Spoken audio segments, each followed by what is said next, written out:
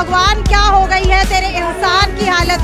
किस देश के अंदर हम रह रहे हैं जहां पर एक व्यक्ति से अच्छे से चला नहीं जाता है, और इनको देख करके कहीं ना कहीं मुझे भी रोना आ रहा है कि इस हालत के अंदर आज इन्हें इस तपती धूप के अंदर जहां पर ये चप्पल तक नहीं पहन सकते वहां पर प्रदर्शन करना पड़ रहा है। और प्रदर्शन इनकी कुछ एक मांगे हैं उनको लेकर के करना पड़ रहा है, क्योंकि एक आम इंसान जो है टू व्हीलर पे अपना जो है गुजारा कर सकता है, लेकिन ये वो इंसान है जिनको 4 टायरों की जरूरत पड़ती है और सरकार इनकी बातें नहीं सुन रही है। सबसे पहली मांग इनकी आखिरकार है क्या, तो आपको बताते हैं कि जब भी हम लोग बस पास बनवाते हैं, रेलवे का पास बनवाते हैं, ये महकमे जो है सरकारी है, और सरकार ने ये महकमों के अंदर पहले ये रूल बनाया था कि 60% विकलांग व्यक्ति का बस पास, रेलवे पास बन सकता है, लेकिन अब उसे बदल करके 100% कर दिया। यानी कि आप बिल्कुल अगर बेड की हालत में होंगे, आप बेड के ऊपर पड़े हुए होंगे जहां पर आप ना उठ सकते हैं ना बैठ सकते हैं, तब जाके आपका बस सेवा और रेल सेवा के अंदर पास बनेगा। इसी को लेकर के कुछ विकलांग मेरे साथ यहाँ पर मौजूद है, इनसे जानने की कोशिश करते हैं। प्रधान जी, मुझे ये बताइए सबसे पहले तो कि आप चल नहीं पाते हैं, लेकिन इतनी गर्मी के अंदर आज आप लोग यहाँ कैसे आए? जी कैसे आए, देखो जी, ये एक पेट की आग है ना, ये इंसान को कहीं भी ले जा सकती है। यानी सरकार हमें पेंशन दे रही है, उसमें हमारी पेट की आग नहीं बुझ पा रही, कि उसमें हमारा गुजर बसर नहीं हो रहा। हम ये चाहते हैं अभी हम सरकार से जो हमारा हक है वो लेकर रहे, यानी हमारी पेंशन कम से कम जो डीसी रेट पर होनी चाहिए, जो न्यूनतम मजदूरी का हिसाब से, यानी हमारा गुजर बसर हो जाए। ठीक है, मुझे ये बताइए, अभी मैंने आपको देखा कि धूप के अंदर से आप लोग आ रहे थे और शायद आपके पैर ऐसे हैं, हालत उनकी ऐसी है कि उसके अंदर आप चप्पल नहीं पहन सकते हैं, जूते नहीं पहन सकते, तो क्या ऐसे ही धूप के अंदर आते हैं? हाँ बिल्कुल भी ऐसे ही आते हैं, अच्छा, बिल्कुल ऐसे ही आते हैं, और हमारा तो चलने का कोई जरिया तो नहीं है। तो ये आपने कृत्रिम पैर लगवाया हुआ है, तो ये सरकार की तरफ से आपको लगा करके दिया गया था या आपने खुद लगवाया है? ये जी राजस्थान में जयपुर सरकार से मिला है जी। हमारी गवर्नमेंट इतनी निकम्मी है, हमारी सरकार हरियाणा सरकार इतनी निकम्मी है कि रजिस्ट्रेशन तो करती है, आज लगभग 1 साल लग जाता है, तब भी हमें जो हमारी मूलभूत सुविधाएं वो हमें नहीं मिल पाती। और हम इस सरकार को आपके चैनल के माध्यम से बताना चाहते हैं कि ये हमारे ही वोट लेकर और हमारे ही साथ धोखा कर रही है। तो ये पैर पूरा ऊपर तक कृत्रिम है, पूरा चढ़ा? हाँ जी, पूरा चढ़ा हुआ जी। तो आप इसके अंदर चल पाते हैं आराम से? अब क्या करें जी, धीरे धीरे चलना पड़ता है जी। अच्छा। पूरा पाँव कटा हुआ है जी। और लगभग आपको ये फ्री के अंदर पड़ा था या फिर पैसे आपने कुछ दिए थे इसके? जी कुछ खर्चा लगता है जी। कुछ खर्चा? हाँ जी। तो अब हरियाणा सरकार को ज्यादा अच्छा मानते हैं या राजस्थान सरकार को? नहीं, इन मामलों में तो जी हमारी सरकार कुछ नहीं कर रही जी, कोई सुनाई नहीं कर रही। अगर सुना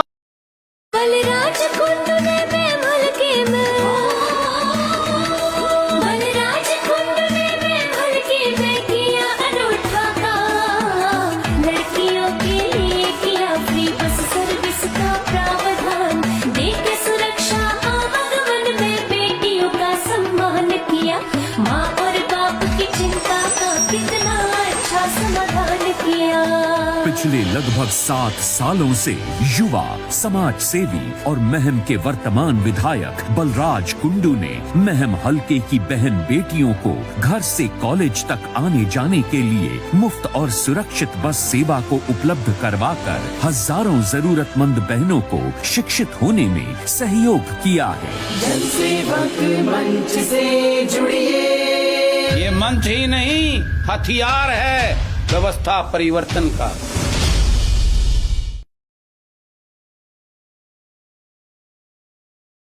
ही करती तो हम यहाँ क्यों बैठते धूप में? ठीक है, आज की अगर बात की जाए, जो भी यहाँ पर विकलांग बैठे हैं, लगभग कितने प्रतिशत विकलांग है? मैडम, हरियाणा में जो विकलांग है, आज पहले 5 प्रकार की कैटेगरी डिवाइड की गई थी 1995 एक्ट में। 2016 विकलांग एक्ट जो बना है उसमें प्रधानमंत्री द्वारा 21 कैटेगरी को जोड़ दिया गया है। टोटल अभी 22 कैटेगरी हैं। उसके हिसाब से हरियाणा में 15 से 16 लाख विकलांगों की जनसंख्या हो गई है जी। तो जो आप लोगों की कैटेगरी है उसके अंदर कितने प्रतिशत विकलांग को रेलवे पास और बस पास दिया जाता है और अब कितने प्रतिशत दिया जाता है? मैडम देखिए, हमारे साथ शुरू से छलाव हो रहे हैं। दिया कुछ नहीं जाता है, सिर्फ घोषणा की जाती है। विकलांग पास जो है वो 100% पे दिया जा रहा है। बस के लिए 100% विकलांग वो होता है जो 4 पाई में टॉयलेट करता है। 4 पाई में टॉयलेट करने वाला विकलांग, सरकार ये बता दे कितनी बार बस में ट्रैवल करता है। ये सिर्फ हमारे साथ छलावा है। विकलांग एक्ट कहता है कि हमारा जो बस पास है, रेल पास है, वो आपको 40% पे मिलेगा। हाँ। जबकि सरकार कहती है कि नहीं, हम 100% पे देंगे। अच्छा। ये सरासर नाइंसाफ़ी है।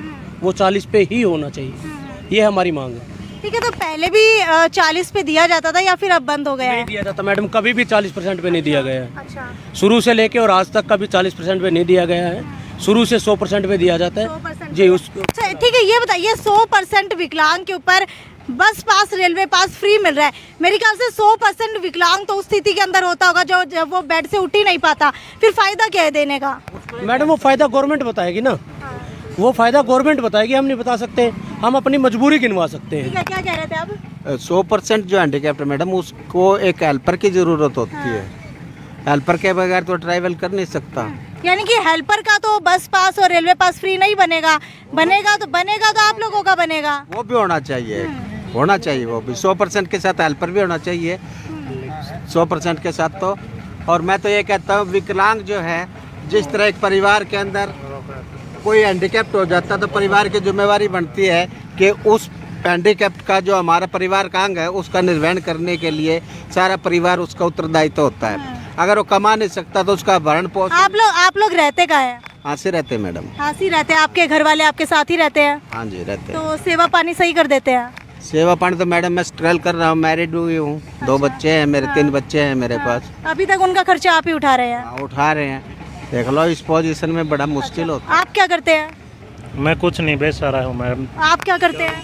क्या काम कर सकती हैं? मैं वैसे तो एक विकलांगों के लिए आश्रम चलाया हुआ है। जैसे हमें देखने में आता था, सरकार तो इन लोगों की सुनाई नहीं थी। जैसे वो भाई साहब बता रहे हैं, वो पैर जयपुर से लगवाने के लिए गए हैं, वो काफ़ी दिन की बात होगी। अभी हमने यहीं शुरू किया है विकलांगों की दुविधा देखते हुए। जैसे क्लिपर है, पूरा व्हील चेयर है, ट्राई साइकिल है। आप कह रहे हैं कि मैं कोई काम नहीं करता, तो मनरेगा स्कीम के तहत तो 100 दिनों का रोजगार सभी को मिलता है, तो क्या ये विकलांगों के लिए सुविधा नहीं है?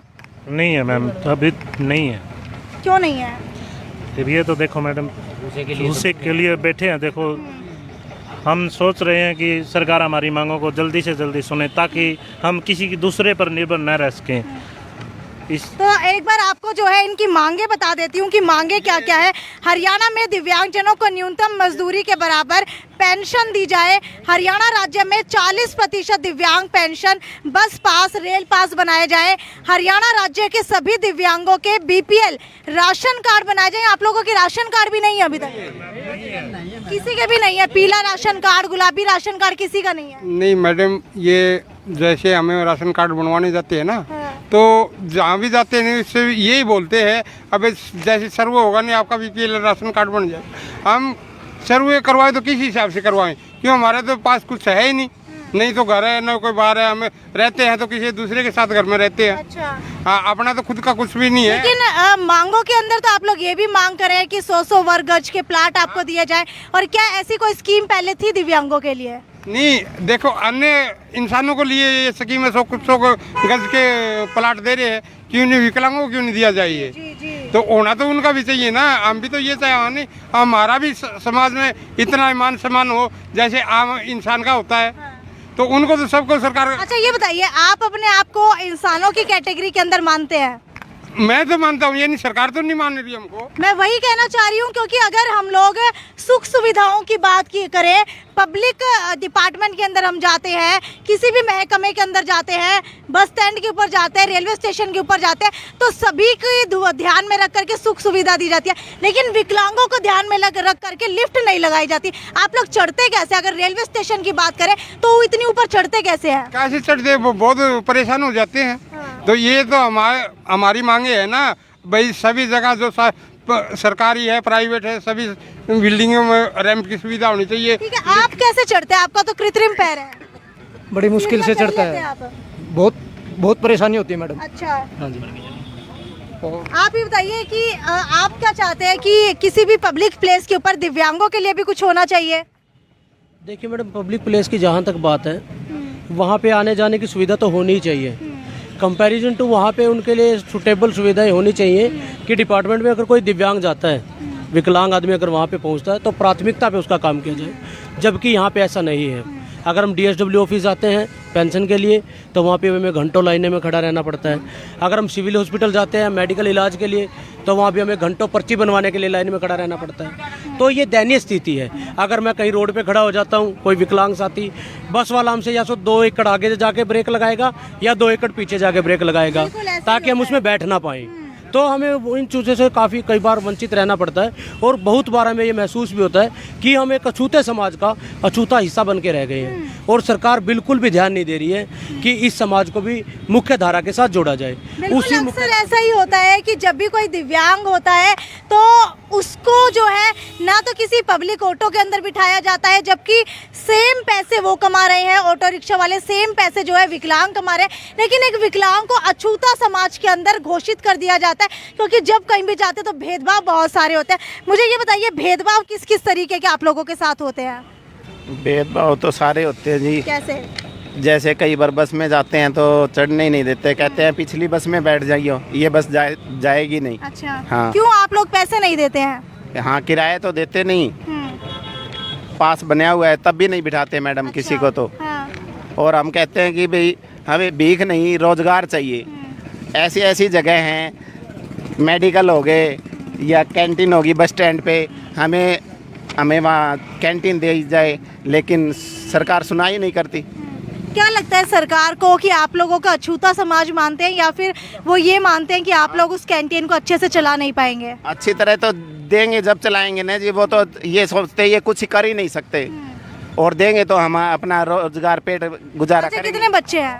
बच्चे नहीं हैं जी। बच्चे नहीं। आपके कितने बच्चे हैं? अनमैरिड में नहीं है। आपके? बच्चे कहाँ से मैडम, खुद का पेट पलना तो मुश्किल हो रहा है, बच्चे कहाँ से पालेंगे हम लोग। अभी शादीशुदा नहीं? शादी हो कैसे करवाएं? कैसे मैम, ये बताओ, जब हम हमारे 2,500 रुपये में पूरा खर्चा नहीं, महीना पूरा नहीं चला सकते तो बीबी बच्चे होने के बाद तो खर्चा और बढ़ेगा और बढ़ेगा तो फिर मैम उनका एडजस्ट कैसे करेंगे? आज अगर पढ़ाई के तौर पे जाते हैं तो एक छोटा सा LK UK होता है, वहाँ पे भी 10-10 हज़ार रुपये फीस होती है मैम। जैसे इंटरकास्ट मैरिज की जाती है तो जो निचली जाति से विवाह करता है उसको पैसे दिए जाते हैं, तो सरकार की तरफ से एक रूल ये भी आना चाहिए जो विकलांग से शादी करेगा उसको भी पैसे दिए जाएंगे। क्या ऐसी भी कोई मांगे हैं आपकी?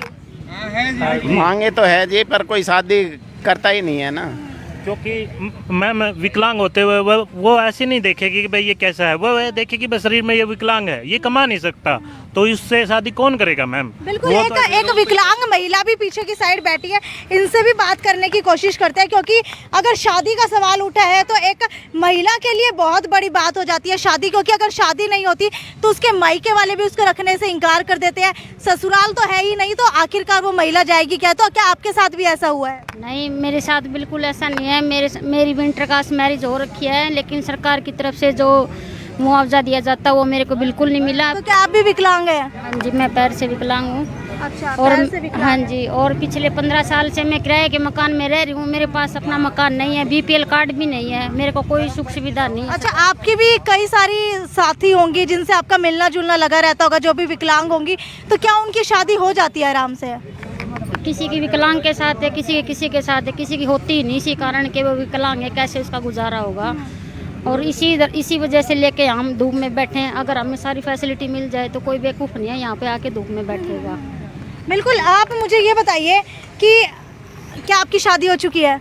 शादी है जी, ना कोई बच्चा है और पेंशन है 5 महीने से रुकी पड़ी है। ठीक है, एक विकलांग है लेकिन इनकी शादी नहीं होती, बच्चे नहीं है, तो यानी कि आप खुद के ऊपर ही आश्रित है। कल्याण में जाया जी 2-3 बारी कह देते हैं, समाज कल्याण अधिकारी से मिला, बोला आपके फैमिली ठीक होते आ जाए खाते में, अब तक नहीं आए जी। अंकल जी, आपकी शादी हो चुकी है, बच्चे हैं, मुझे ये बताइए कि क्या आप ये भी मांग करते हैं सरकार से कि विकलांग के ऊपर अगर बच्चे आश्रित होते हैं तो उनको फ्री के अंदर स्कूल में पढ़ाया जाना चाहिए, क्योंकि एक विकलांग इतने सारे पैसे लेके कहाँ से आएगा? बिल्कुल करते हैं मैडम। तो आपने अपने बच्चों को कैसे पढ़ाया? बच्चों को फ्री शिक्षा मिली है। बच्चों को फ्री शिक्षा मिली है, कहाँ से है?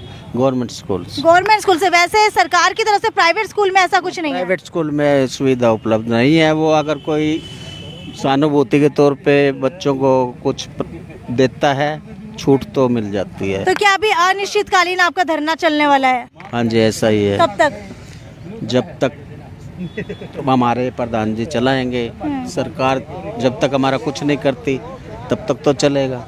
तो आप लोग देख सकते हैं कि सभी विकलांग आज हिसार के लघु सचिवालय के अंदर इकट्ठा हो चुके हैं। कोई जो है अपने पैरों से असक्षम है चल पाने में, तो किसी का हाथ नहीं है, कोई जो है अपना काम नहीं कर सकता, तो किसी की शादी नहीं हो रही है।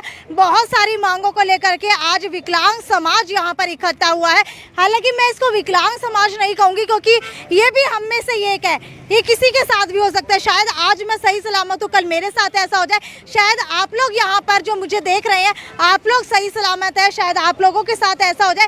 तो इन सभी के लिए एक दयनीय भाव सरकार को भी रखना चाहिए, और जो सरकार एक आम मनुष्य की तरह ट्रीट करती है, वैसे ही आप लोगों से गुजारिश है कि इन विकलांगों को ट्रीट किया जाए। मुझे ये बताइए कि आप लोगों का धरना कब तक चलने वाला है? हमारा धरना जब तक मांगे पूरी नहीं होंगी तब तक चलेगा। और मैं आपके चैनल के माध्यम से एक बात और बताना चाहता हूँ। हमारा धरना भिवानी में, पानीपत में, करनाल में और जींद में और हिसार आज डीसी कार्यालय के सामने कई ज़िलों में शुरू हो चुका है, और कई ज़िलों में 1-2 दिन में और हो जाएगा। और आपके चैनल के माध्यम से जितना भी आपके लोग चैनल देख रहे हैं, मैं उनसे गुजारिश करूँगा कि आपके अगल बगल में, अड़ोस पड़ोस में, रिश्तेदारी में कोई भी विकलांग है, कोई भी दिव्यांग साथी है, उनको बताएं कि इस तरह धरना चला हुआ है, ताकि वो धरने पे पहुंच के हमारे रिकॉर्ड में आए। और जितना ज़्यादा इकट्ठा दिव्यांग समाज इकट्ठा होगा, जितना जल्दी होगा, उतना ही जल्दी हमारी मांग। यानी कि पूरे हरियाणा के अंदर आपका ये धरना चल रहा है? बिल्कुल। तो आपको बता देते कि पूरे हरियाणा के अंदर अब ये धरना शुरू हो चुका है विकलांगों का। अब अगर कोई भी विकलांग होगा, कैसा भी विकलांग होगा, 20%, 40%, 60%, तो वो इस धरने के अंदर शामिल हो सकता है, क्योंकि ये मांगे सभी विकलांगों के लिए है। और सरकार से गुजारिश है कि इन मांगों के ऊपर गौर फरमाया जाए, क्योंकि एक आम इंसान अपनी मांगों को लेकर के धरना प्रदर्शन कर सकता है, लेकिन ये वो इंसान है जो आप लोग तस्वीरों के अंदर भी देख पा रहे होंगे कि कैसे ये लोग चल करके आते हैं। एक बार अगर ये लोग चल करके आ जाते हैं तो दोबारा इनसे उठ करके वहीं पर जाना बहुत मुश्किल हो जाता है। और ये लोग ऐसे जो दृढ़ निश्चय करके अब सरकार के खिलाफ खड़े हुए हैं और सरकार के सामने अपनी मांगे रख रहे हैं। तो अगर आप लोग इस वीडियो को शेयर करेंगे तो शायद 1% योगदान आपका भी इन सभी को इंसाफ देने के लिए काउंट होगा। इसीलिए इस वीडियो को ज़्यादा से ज़्यादा शेयर करते रहिए। यदि साक्षी सोनी की रिपोर्ट हिसार से। नमस्कार। जिंदाबाद जिंदाबाद, पूरी करो।